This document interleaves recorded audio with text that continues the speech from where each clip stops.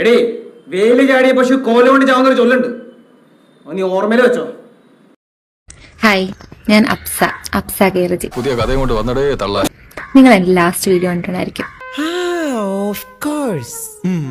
ഞാൻ ഓർക്കുന്നു, വല്ലാതെ ഓർക്കുന്നു.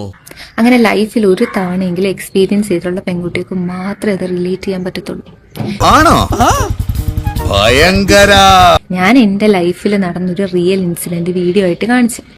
പച്ചവെള്ളം ചവച്ചു കുടിക്കണ പഞ്ചപാവം അങ്ങോട്ട് ഇറങ്ങിയില്ലടേ. അതിന്റെ കമന്റ്സിൽ ഫുള്ള് ഞാൻ റീച്ചിന് വേണ്ടിയിട്ടാ, ഞാൻ ഫോളോവേഴ്സിനെ കൂട്ടാൻ വേണ്ടിട്ടാന്നൊക്കെ പറഞ്ഞ് കുറേ കമന്റ്സ്. അതൊരു സത്യം മാത്രം.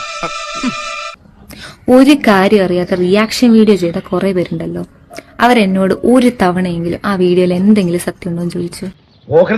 അതിലുണ്ട് കേട്ടോ, എണ്ണല്ലേന്ന് വിചാരിച്ചിട്ടാ, അല്ലെങ്കിൽ ഒരു എണ്ണം കിട്ടുന്നുണ്ടല്ലോ. ഇല്ല, ചോദിക്കത്തില്ല. എന്താ? നിന്റെ കയ്യിലിരിപ്പതായിരുന്നല്ലോ. അവർക്ക് കണ്ടന്റ് വേണം.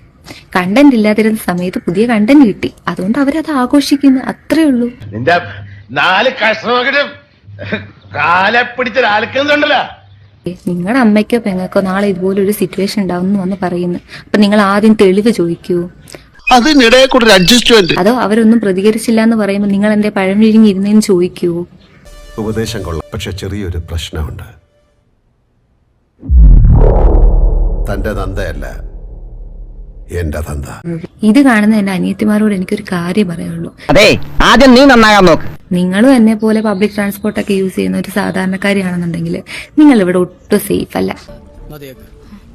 രണ്ടും കൂടി ഒരുമിച്ച് വേണ്ട. നിങ്ങൾക്ക് പറ്റുന്നുണ്ടെങ്കിൽ നിങ്ങൾ കോഴ്സ് എടുത്തോ ജോലിക്കായിട്ടോ വേറെ ഏതെങ്കിലും രാജ്യത്തോട്ട് ഓടി രക്ഷപ്പെടാൻ നോക്കും. ഉപദേശവും രണ്ടും കൂടി ഒരുമിച്ച് വേണ്ടെന്ന് പറയും. പിന്നെ വേറെ കുറെ പേര് ആ വീഡിയോ കണ്ട് ചോദിക്കുന്നുണ്ടല്ലോ, ഞാൻ റിയാക്ട് ചെയ്തില്ലെന്ന്. നിങ്ങൾ കണ്ടോ ഞാൻ റിയാക്ട് ചെയ്തോ ഇല്ലെന്ന്?